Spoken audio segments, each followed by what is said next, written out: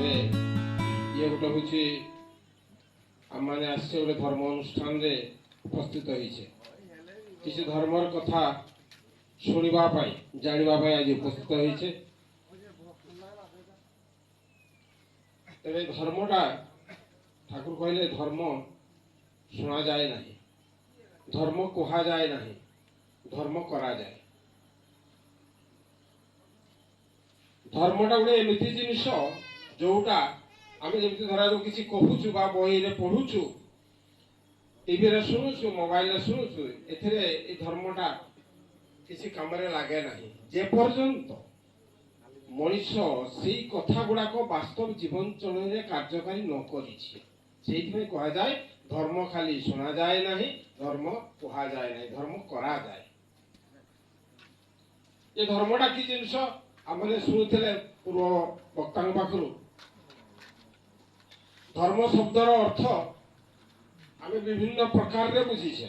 ବର୍ତ୍ତମାନ ସମାଜରେ ଧର୍ମ ଆମେ ସମସ୍ତେ କରୁଛେ, ଭାବୁଛେ ଆମେ କରୁଛେ, ସମସ୍ତେ ବିଭିନ୍ନ ପଦ୍ଧତିରେ କରୁଛେ। ଠାକୁର କହିଲେ ଧର୍ମର ମାନେ ହେଲା ଜୀବନ ବର୍ଦ୍ଧନାଞ୍ଚ ଇତି ଧର୍ମ। ଠାକୁର କହିଲେ ବାଞ୍ଚା ବାড়ার মর্ম যাহা ঠিকই জানিস ধর্ম তাহা। জীবন বর্ধনাঞ্চ ইতি ধর্ম মানে জীবন বর্ধନରେ ଯାହା ସାହାଯ୍ୟ କରେ, ସହାୟକ ହୁଏ, ଯାହା ଯାହା କଲେ ଜଣେ ତାର ଜୀବନରେ ଊର୍ଦ୍ଧ୍ୱଗାମୀ ହେବ, ଉନ୍ନତି କରିବ, ସୁଖରେ ଶାନ୍ତିରେ ଆନନ୍ଦରେ ରହିବ, ସେଇଟାই ହେଲା ଧର୍ମର କଥା। ଜୀବନ ବର୍ଦ୍ଧନାଞ୍ଚ ଇତି ଧର୍ମ। କିନ୍ତୁ ଆମମାନେ କଣ ଧର୍ମ କରୁଛେ? ବିଶେଷ ଭାବରେ ତ ଆମମାନେ ଥିଓରିଟିକାଲି ଧର୍ମ ବେଶୀ କରୁଛେ। ମାନେ କୋଉଠି ଗୋଟେ ପ୍ରବଚନ ହେଲା ଯାଇକିରି ବସିଲେ ଧର୍ମର କଥା ଶୁଣିଲେ ଆମେ ଭାବୁଛେ ଆମେ ଧର୍ମ କରିଦେଲେ। ମନ୍ଦିରକୁ ଗଲେ ଭଗବାନ ନେଇକିରି ବାର ବ୍ରତ କଲେ, ଉପବାସ କଲେ, ଆମେ ଭାବୁଛେ ଆମେ ଧର୍ମ କରିଦେଲେ। କିନ୍ତୁ ବାସ୍ତବ ଜୀବନ ଚଳଣିରେ ଆମର କିଛି ନାହିଁ। ମା ମାନେ ଗୁରୁବାର ବ୍ରତ କରୁଛନ୍ତି, ଲକ୍ଷ୍ମୀ ବ୍ରତ କରୁଛନ୍ତି, ମଙ୍ଗଳା ଓଷା କରୁଛନ୍ତି, ବିଭିନ୍ନ ପ୍ରକାର ବାର ବ୍ରତ କରନ୍ତି, ବିଶେଷ କରି ମା ମାନେ କରନ୍ତି। କିନ୍ତୁ ଯଦି ଲକ୍ଷ୍ମୀଙ୍କର ଯୋଉ ଆଚାର ଆଚରଣ ଚଳଣି ଥିଲା, ମା ମଙ୍ଗଳାଙ୍କର ଯାହା ଥିଲା ବା ଯାହା ଯାହା ଦେବାଦେବୀଙ୍କର ପୂଜା କରୁଛନ୍ତି, ସେଗୁଡା ଆମ ଜୀବନ ଚଳଣିରେ କିଛି କରିଲେ ନାହିଁ, ତାହେଲେ ଯେତେ ବାର ବ୍ରତ କଲେ ବି ସେଗୁଡା ସବୁ ନିଷ୍ଫଳ ହେଇଯାଏ, କିଛି କାମରେ ଲାଗିବନି, କିଛି କାମରେ ଲାଗିବନି। ଆମେ କର୍ମ ସବୁ ଅସତ୍ କର୍ମ କରୁଥିବା, ଅସତ୍ ଚିନ୍ତା କରୁଥିବା, କିନ୍ତୁ ସତ୍ କର୍ମ ବାସ୍ତବ କର୍ମ ଆମେ କେବେ କରିବା ନାହିଁ, ତାହେଲେ ସେ ପ୍ରକାର ଧର୍ମର ଲାଭ କଣ ଅଛି? ଠାକୁର ଗୋଟେ ବାଣୀରେ କହିଲେ ধর্ম যদি না ফুটিল তোর জীবনের প্রতিটি কর্মে, ধর্ম যদি না ফুটিল তোর জীবনের প্রতিটি কর্মে, বাতিল করি রখ তারে কি হবে তোর এমনি ধর্মে। ধর্মটা যদি জীবনের প্রত্যেক ক্ষেত্রে প্রস্ফুটিত হেলা ନାହିଁ, সে প্রকার ধর্ম কি লাভ কম? মানে উদাহরণ গোটে কহিবি, পরিবারের গোটে ধরাযাଉ গোটে বহু কথা মু কহিবি। বহু ହେଇକି ଜଣେ ପରିବାରକୁ ଆସିଲା ପରେ ମା ଜଣେ তার দায়ী দায়িত্ব যাহা কোন দায়ী দায়িত্ব, আজকাল তো দায়ী দায়িত্ব কহলে সেটা বি হচ্ছে ফর্মালিটি। তার স্বামীর কথা টিকে বেশি বুঝো, স্বামী উপরে লোভটা বেশি আছে, চাকরি করছেন, পয়সা আসব, ভালো ভালো লুগাপটা আনব, বিভিন্ন বিভিন্ন প্রকার কথা। গোটে মার দায়ী দায়িত্ব হেলা, গোটে বহুর দায়ী দায়িত্ব হেলা, ঠাকুর কহিলেন সে গোটে বহু ପରିବାରର ସମସ୍ତେ ଶୋଇ ସାରିଲା ପରେ ସେ ଶୋଇବ, ଛୋଟିଆ କଥାଟେ ଖାଲି କହୁଛି। ତାର ପରିବାରର ଯୋଉମାନେ ଗୁରୁଜନ, ଶାଶୁ ଶ୍ୱଶୁର ଇତ୍ୟାଦି ଇତ୍ୟାଦି ଯୋଉମାନେ ଅଛନ୍ତି, ରାତି ଭିତରେ ବା ସକାଳ ହେଲେ ତାଙ୍କର କଣ କଣ ଆବଶ୍ୟକତା ରେଡି କରିକି ପ୍ରସ୍ତୁତ କରିଦେଇକି ସେ ସମସ୍ତଙ୍କ ଶୋଇବା ପରେ ସେ ଶୋଇବ। ଏବଂ ବିଶେଷ କରି ଶାଶୁ ଶ୍ୱଶୁର ଯଦି ଥାଆନ୍ତି, ତାଙ୍କର ଭଲ ମନ୍ଦ ବୁଝେ ଯେ କଣ ଦରକାର, କୋଉଠି ଦେହ ହାତ ବଥା ହଉଛି, କଣ ଅଛି, କଣ ବିଭିନ୍ନ ପ୍ରକାର କଥା। ସକାଳ ହେବା ସମୟରେ କେହି ଉଠି ନଥିବେ, ସେଇ ବହୁଟି ଆଗ ଉଠିବା ଦରକାର। ଉଠିକରି ଯୋଉ ଗୁରୁଜନ ମାନେ ଥିବେ, ତାଙ୍କର କଣ କଣ ଆବଶ୍ୟକ, କାହାର କାଠି ଦରକାର, କାହାର ବ୍ରଶ ଦରକାର, କାହାର ଚା ଦରକାର, କଣ ଦରକାର, ଏସବୁ କରିବ। ଦିନ ତମାମ এই সমস্ত তা ভিতরে কাম কাহার কেতବେଳେ কোন আবশ্যক ভাল মন্দ যাবতীয় বুঝবার দায়ী দায়িত্ব তাহার। ଏଇଟା ଯୋଉ ଛୋଟିଆ କଥା କହିଲି ଏବଂ ଏହା ନ କରିକିରି ଯଦି ସେ ଜଣେ କହିବ ଯେ ଆଜି ଗୁରୁବାର ମୁଁ ଆଉ ରୋଷେଇ କରିପାରିବି ନାହିଁ, ମନ୍ଦିର ଯିବି, ଆଜି ସୋମବାର ମନ୍ଦିର ଯିବି, ଭୋଗରାଗ ନେଇକି ଯିବି, ମୁଁ ଉପବାସ କରିଛି, ଆଉ ଏତେ ସ୍ୱାମୀ ଜଣେ କହିଲେ ଟିକେ ଚା ଟିକେ କର, ଚା ଟିକେ ପିଉ ନା, ମୁଁ ଚା କରିପାରିବି ନାହିଁ, ମୁଁ ଆଜି ଉପବାସରେ ଅଛି, ତୁମେ ଚା କରିକି ପିଇଦିଅ। ଆଜିକାଲି ପରିବାରରେ ଯାହା ହଉଛି ମୁଁ ସେଇ କଥାଟା ମୁଁ କହୁଛି। এইটা হওয়া কোন তাহলে আমি থিওরিটা বেশি জানিছে, সবু কোন কোন করিবা কথা আমি সবু জানিছে, কিন্তু বাস্তবরে প্র্যাকটিক্যালি আমার কোন করিবা দরকার আমি করু না। তেণু আমি মানে বাস্তবরে ধর্ম করু না।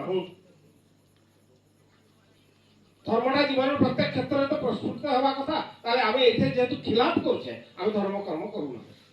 তেণু এই যে পুরুষোত্তম ମାନଙ୍କ যে আসিবার অভিপ্রায় যে কথা কହୁଥିଲେ পূর্ববর্তী বক্তা, পুরুষোত্তম ମାନଙ୍କର কথা, দেবাদেবী তো প্রত্যেক যুগের অনেক দেবাদেবী, এই যুগের মধ্যে দেবাদেবীর অভাব নাই, মন্দির মসজিদের অভাব নাই। তেবে পুরুষোত্তম মানে যুগ মাফিক আসନ୍ତି এবং পুরুষোত্তম মানে সেই যুগর জଣେ অদ্বিতীয়। ତେଣୁ ଯୋଉ ରାମଚନ୍ଦ୍ର ଆସିଥିଲେ, କୃଷ୍ଣଚନ୍ଦ୍ର ଆସିଥିଲେ, ବୁଦ୍ଧ, ଯୀଶୁ, ମହମ୍ମଦ, ଏମିତି ଅନେକ ମାନେ ପୁରୁଷୋତ୍ତମ ମାନେ କୌଣସି ହିନ୍ଦୁ ସମ୍ପ୍ରଦାୟରେ ଜନ୍ମ ଖାଲି ପୁରୁଷୋତ୍ତମ ହୁଅନ୍ତି ନାହିଁ, ମୁସଲମାନ ସମ୍ପ୍ରଦାୟରେ ଜନ୍ମ ଲାଭ କରନ୍ତି ନାହିଁ, ଖାଲି ବୁଦ୍ଧିଜୀବୀ ମାନଙ୍କ ପାଖରେ ଜନ୍ମ ଲାଭ କରନ୍ତି, ସେମାନେ ହେଉଛନ୍ତି ସମସ୍ତଙ୍କ ପାଇଁ। ଆମେ ଯୋଉ ଶ୍ରୀ ଠାକୁର ଅନୁକୂଳଚନ୍ଦ୍ର କଥା କହୁଛେ ଆମେ ଭାବିବା ଉଚିତ ନୁହଁ ଯେ ଏଟା ହିନ୍ଦୁ ଧର୍ମ କଥା, ଏଟା ଭୁଲ କଥା। ଠାକୁର ତ କହୁଛନ୍ତି ହିନ୍ଦୁ ଧର୍ମ, ଖ୍ରୀଷ୍ଟିଆନ ଧର୍ମ, ମୁସଲମାନ ଧର୍ମ ଏଗୁଡ଼ା ଧର୍ମ ନୁହେଁ, ଏଟା ସବୁ ଭୁଲ କଥା। ଶ୍ରୀ ଠାକୁରଙ୍କର ଶିଷ୍ୟ ସହପ୍ରତିନିଧି ଅନେକ ମୁସଲିମ ଅଛନ୍ତି, ଜାଣିଛନ୍ତି କି ନାହିଁ? ଠାକୁରଙ୍କ ଜନ୍ମ ହେଇଥିଲା ବାଂଲାଦେଶରେ, ହିମାୟତପୁରରେ, ବାଂଲାଦେଶରେ। ଏବେ ବି ଯୋଉ ଠାକୁରଙ୍କର ଦାୟ ଦାୟିତ୍ୱ ନେଇକି ସେଠି ଅଛନ୍ତି ଭାଇମାନେ, ସବୁ ମୁସଲମାନ ମାନେ ଅଛନ୍ତି। ଆମେ ଭାବୁଥିବା ଏଟା ହିନ୍ଦୁ ଧର୍ମର କଥା, ଏ ସମ୍ପୂର୍ଣ୍ଣ ଭୁଲ କଥା। ଠାକୁର କହିଛନ୍ତି ହିନ୍ଦୁଟା ଗୋଟେ ଧର୍ମ ନୁହେଁ, ହିନ୍ଦୁ ଧର୍ମଟା ହିନ୍ଦୁ ଆମେ ସମ୍ପ୍ରଦାୟ, ମୁସଲିମ ସମ୍ପ୍ରଦାୟ, ଖ୍ରୀଷ୍ଟିଆନ ସମ୍ପ୍ରଦାୟ, ଏଗୁଡ଼ା ଗୋଟେ ଗୋଟେ ସମ୍ପ୍ରଦାୟ।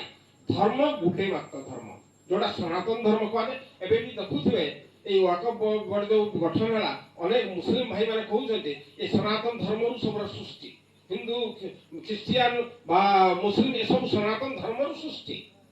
ତେଣୁ ଇଏ କେବଳ ଏଇ ହିନ୍ଦୁ ଧର୍ମ କଥା ବୋଲି ଆମେ ଭାବିବାଟା ଭୁଲ କଥା ସମ୍ପୂର୍ଣ୍ଣ ଭାବରେ। ଏ ପରମପିତା ପୁରୁଷୋତ୍ତମ ମାନେ ଏ ସମସ୍ତଙ୍କର ପାଇଁ ସେ ହେଉଛନ୍ତି ପୁରୁଷୋତ୍ତମ। ଏ ବିଶ୍ୱ ବ୍ରହ୍ମାଣ୍ଡର ସୃଷ୍ଟିରେ ଯେତେ ଜୀବ ଜଗତ, ଖାଲି ମଣିଷ ବି ନୁହେଁ, ସମସ୍ତ ଜୀବ ଜଗତର ସେ ହେଉଛନ୍ତି ପ୍ରଭୁ। ତେଣୁ ଆମମାନେ ଯୋଉମାନେ ଆଜି ତାଙ୍କର ସଦୀକ୍ଷାରେ ଦୀକ୍ଷିତ ହେଇଛେ, ବିଶେଷ ଭାବରେ ଆମମାନେ ଭାଗ୍ୟବାନ, ଆମମାନେ ଭାଗ୍ୟବାନ। ଯୁଗେ ଯୁଗେ ଯୋଉ ପୁରୁଷୋତ୍ତମ ମାନେ ଆସନ୍ତି, ସବୁ ଲୋକ ସେତେବେଳେ ପୁରୁଷୋତ୍ତମକୁ ମାନନ୍ତି ନାହିଁ, ଜାଣିକିରି ବି ଅଜାଣା ହୁଅନ୍ତି, ସବୁ ଜାଣିଲା ପରେ ବି ସେମାନେ ମାନନ୍ତି ନାହିଁ। ଏ ଯୋଉ କଥା କହୁଥିଲେ ଯୋଉ ଅର୍ଜୁନଙ୍କ କଥା, ଅର୍ଜୁନଙ୍କ ସଖା ହଉଛନ୍ତି କୃଷ୍ଣଚନ୍ଦ୍ର, ପ୍ରଭୁ କୃଷ୍ଣଚନ୍ଦ୍ର, ତଥାପି କାହିଁ ଦୀକ୍ଷା ନେଉଥିଲେ, କାହିଁ ମାନୁଥିଲେ?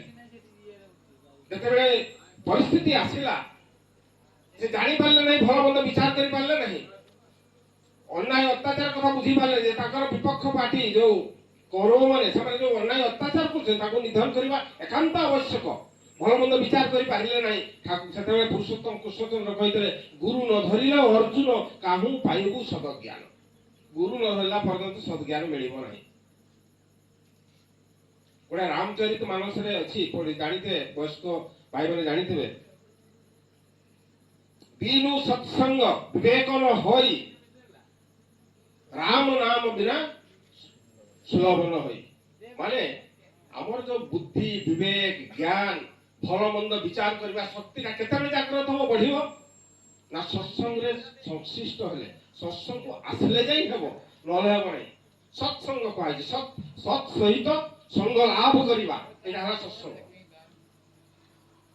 ତେଣୁ ଶ୍ରୀ ଠାକୁର ଅନୁକୂଳଚନ୍ଦ୍ର ଏ ଯୁଗର ପୁରୁଷୋତ୍ତମ ଭାବରେ ଆସି ଆମମାନଙ୍କର ବଞ୍ଚିବା ବଢିବା ପାଇଁ ସବୁ ବିଧାନ ଦେଇକି ଆସିଛନ୍ତି। ଅନେକ ସମୟରେ ଆମମାନେ, ମୁଁ ଯୋଉ କଥା ପ୍ରଥମେ କହୁଥିଲି, ଆମମାନେ ରାମଚନ୍ଦ୍ରଙ୍କୁ ମାନୁ, କୃଷ୍ଣଚନ୍ଦ୍ରଙ୍କୁ ମାନୁ, କିଏ ବୁଦ୍ଧଙ୍କୁ ମାନନ୍ତି, କିଏ ଯୀଶୁଙ୍କୁ ମାନନ୍ତି, କିଏ ଠାକୁର ଅନୁକୂଳଚନ୍ଦ୍ରଙ୍କୁ ମାନନ୍ତି, କିଏ ରାମକୃଷ୍ଣ ଠାକୁରଙ୍କୁ ମାନନ୍ତି। ଆମେ ମାନୁଛେ, ଭାବୁଛେ ଆମେ ମାନୁଛୁ, କିନ୍ତୁ ତାଙ୍କର ବିଧାନଟାକୁ ଆମେ ମାନୁନା।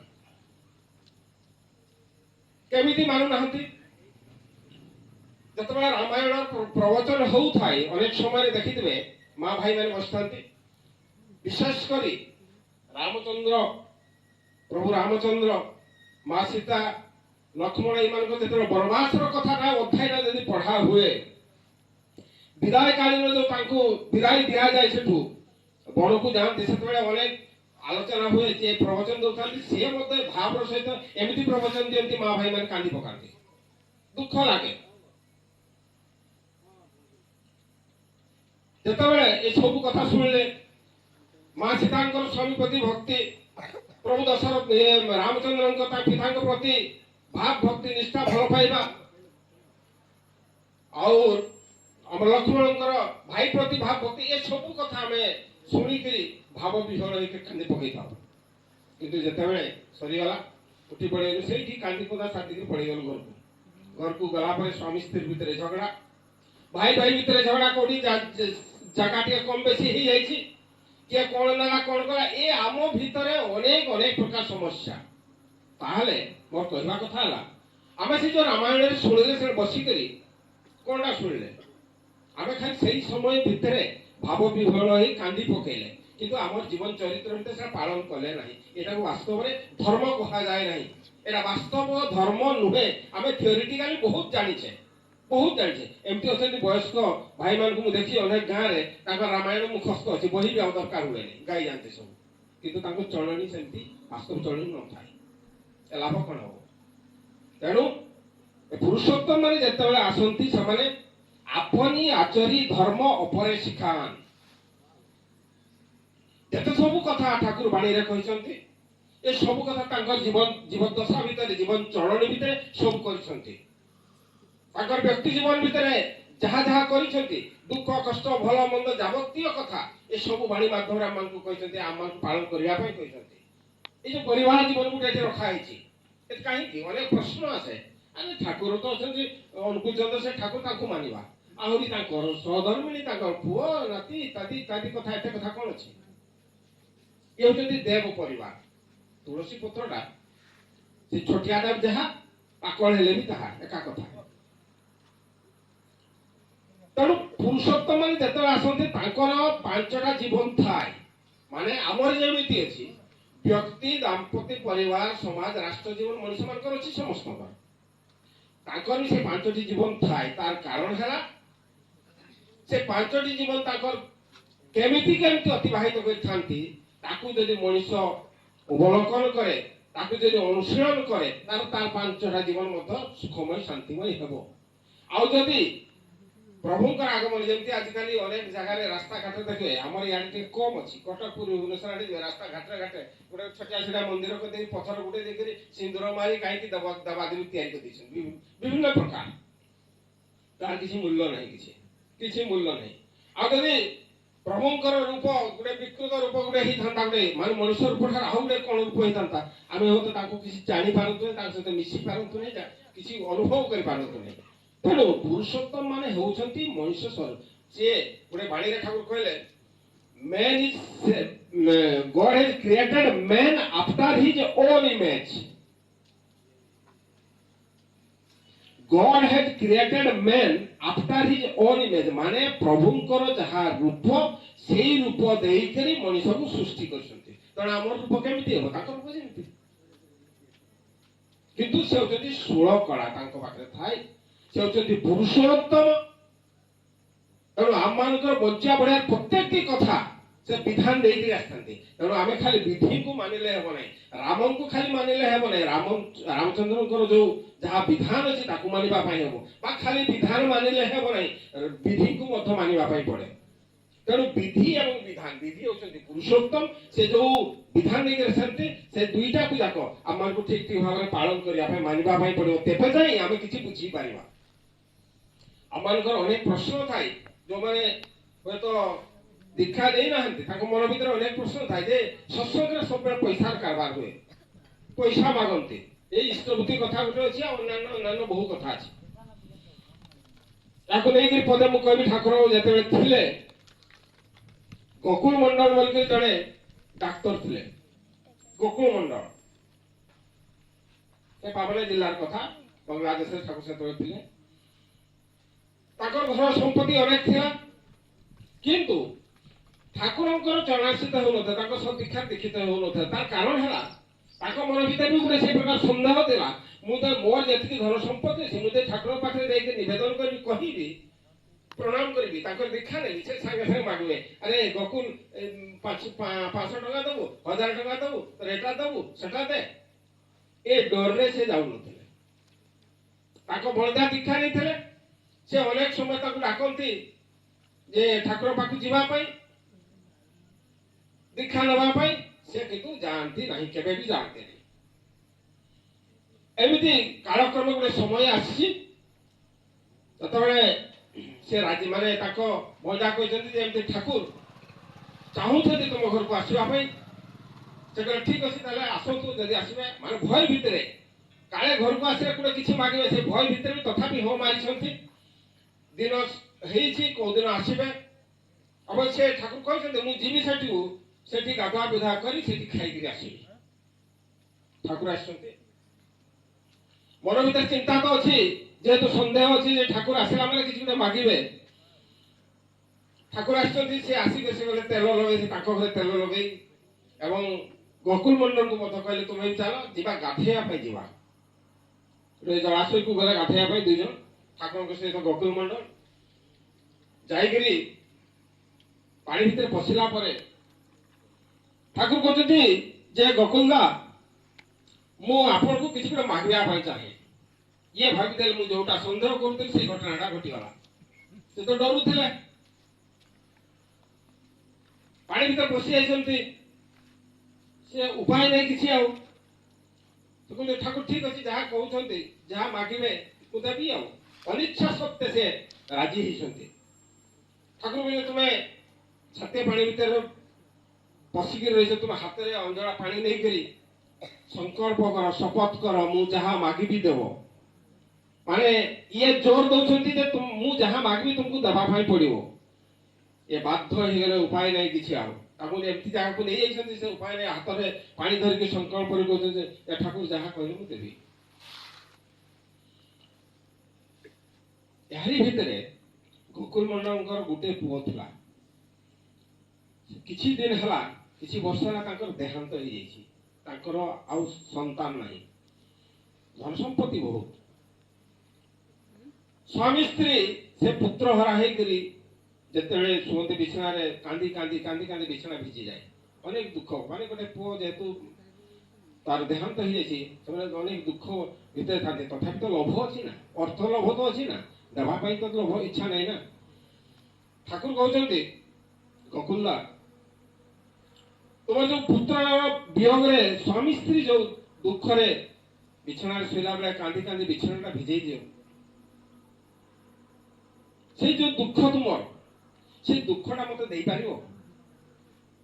ମାନେ ସେ ଇଏ ଯାହା ଭାବୁଥିଲେ ଠାକୁର କଣଟା ମାଗୁଛନ୍ତି, ତୁମ ଭିତରେ ଯୋଉ ଅନ୍ତରାତ୍ମା ଭିତରେ ଯୋଉ ବେଦନାଟା, ସେ ବେଦନା ମତେ ସମର୍ପଣ କରିଦେବା। ହାତରେ ପାଣି ଧରିକି ଜଣେ ଠିଆ ହେଇଛନ୍ତି ଗୋକୁଲ ମଣ୍ଡଳ, ସେ ଭୋ ଭୋ ହେଇ କାନ୍ଦୁଛନ୍ତି ପାଣି ଭିତରେ। ମୁଁ ଭାବିଥିଲି କଣ, ଠାକୁର କଣ ମାଗିବେ, ମୋର ଏତେ ସମ୍ପତ୍ତି ଅଛି, ଯାହା ମାଗିଥିଲେ ତ ସେ ଦେବା ପାଇଁ ସଂକଳ୍ପ କରିତେ ଦେଇଥାନ୍ତେ। ଠାକୁର କହୁଛନ୍ତି ତୁମର ଯୋଉ ଦୁଃଖ ବେଦନା, ସ୍ୱାମୀ ସ୍ତ୍ରୀ ଭିତରେ ଯୋଉ ଯୋଉ ପୁତ୍ର ହରା ହେଇକି ତୁମେ ମାନେ ଯୋଉ ଦୁଃଖରେ କାନ୍ଦୁଛ ସବୁବେଳେ, ସେଇ ଦୁଃଖଟା ତୁମେ ମତେ ଦେଇପାରିବ? ସେ ବୋ ବୋ ହେଇ କାନ୍ଦୁଛନ୍ତି, ସେ ପାଣି ଭିତରେ, ଜଳାଶୟ ଭିତରେ କୁଣ୍ଢା କୁଣ୍ଡି ହେଇଛନ୍ତି। ତ ମୋର କହିବା କଥା ହେଲା, ଆମ ମନ ଭିତରେ ଯୋଉ ଗୋଟେ ଭ୍ରମ ଧାରଣା ଅଛି ଯେ ସତ୍ସଙ୍ଗକୁ ଆସିଲେ କିଛି ଆମକୁ ଖାଲି ସବୁବେଳେ ଦେବା ପାଇଁ ପଡିବ। ଏବଂ ଆଉ ଗୋଟେ କଥା ମଧ୍ୟ ମନେ ରଖିବା ଦରକାର, ଯୋଉ ଜିନିଷଟା ମାଗନ୍ତି ଠାକୁର, ଯୋଉ ଜିନିଷ ସତ୍ସଙ୍ଗରେ ମାଗାଯାଏ, ସେ ଦେବା ଭିତରେ ଆମର ମଙ୍ଗଳ ଅଛି। ସେ ଠାକୁର ତ ଆସିବା ମାଗିବେ ନାହିଁ, କାହାରି ମାଧ୍ୟମରେ କୋଉଠି ଗୋଟେ ମନ୍ଦିର ହଉଛି, କୋଉଠି ଗୋଟେ ସତ୍ସଙ୍ଗ ହଉଛି, ବା ସତ୍ସଙ୍ଗ କାମରେ କୋଉଠି ଆବଶ୍ୟକ ଅଛି, କେହି ଯଦି ମାଗୁଛନ୍ତି, ଆପଣଙ୍କୁ 500 ଟଙ୍କା ଯଦି ମାଗୁଛନ୍ତି, ନ ଦେଇ ପାରିଲେ ବି 5 ଟଙ୍କା 10 ଟଙ୍କା ହେଲେ ବି ଦେବା ଉଚିତ। ତାର କାରଣ ହେଲା ସେଇ ଦେବା ଭିତରେ ଆପଣ ମାନଙ୍କର ଯୋଉ ଅମଙ୍ଗଳ ଅଛି, ସେ ଅମଙ୍ଗଳଟା ଖାଲି ଦୂର ହେଇଯାଏ, ଠାକୁର ସେଟା ବହନ କରି ନିଅନ୍ତି। ତେଣୁ ଦେବା ଭିତରେ ହିଁ ଆମମାନଙ୍କର ମଙ୍ଗଳ ଅଛି। ଆଉ ଯୋଉମାନେ ଦେବେ ନାହିଁ ଦିଅନ୍ତି ଆମେ ଯାଉଛେ ଯୁଆଡେ ତୀର୍ଥ କରିବା ପାଇଁ କଣ କରୁଛି ଯୋଉ ଉଠାଇଲେ ଆମେ ଦଉଛେ ପଇସା ଦେଇକି ଯାହା କରୁଛେ ନା ନାହିଁ କଣ ପାଇଁ ଦେବା ଉଚିତ ଦେବାଟା ଉଚିତ ସେ ଦେବା ଭିତରେ ଆମମାନଙ୍କୁ ଯେତେ ରୋଗ ଶୋକ ବ୍ୟାଧି ଜରା ଯାହା ଥାଏ ସେ ସେଗୁଡା ସବୁ ଦୂରୀଭୂତ ହେଇଯାଏ ତେଣୁ ପରମ ପିତା ପୁରୁଷୋତ୍ତମ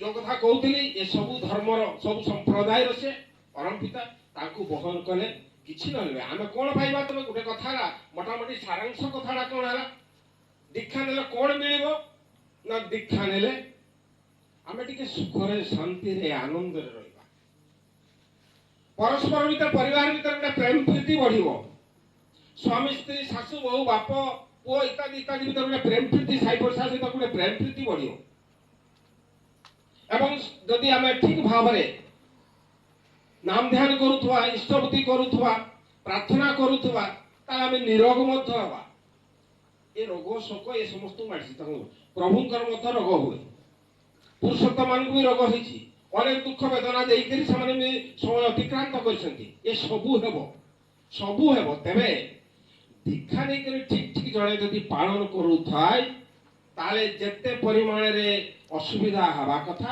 ତାଠାରୁ ଅତି କମ ପରିମାଣରେ ସେ ଅସୁବିଧା ଦୂରୀଭୂତ ହୁଏ এই বিশ্বাস এই ভরসা নেইকি আমি তাঁর বিধানটাকে মানি চালিবা দরকার এটা হলো গুরুত্বপূর্ণ কথা যে ভাই মানে মা মানে আজি দীক্ষা নেইকি কিছু বর্ষ হেলা সে অনুভব করিথিবে নিশ্চিত ভাবে তাঁর জীবনে সে পরীক্ষা করিথিবে যে মোর এই বহুত বড় বিপদ গুটে হেবার থিলা যা হোক ঠাকুরঙ্কর দয়ারু মোর এই ছোটিয়া বিপদ আকারে মো অতিক্রান্ত হয়ে গেল কিন্তু দুঃখ তো হব दिन थिले राति हुए राति थिले दिन हुए दुख थिले सुख हुए सुख थिले दुख हुए ये दिटा मिसिक रहिबो ही रहिबो तो जाओ समय समाप्त हो गलानी आ गुटे मिनिट समय अछि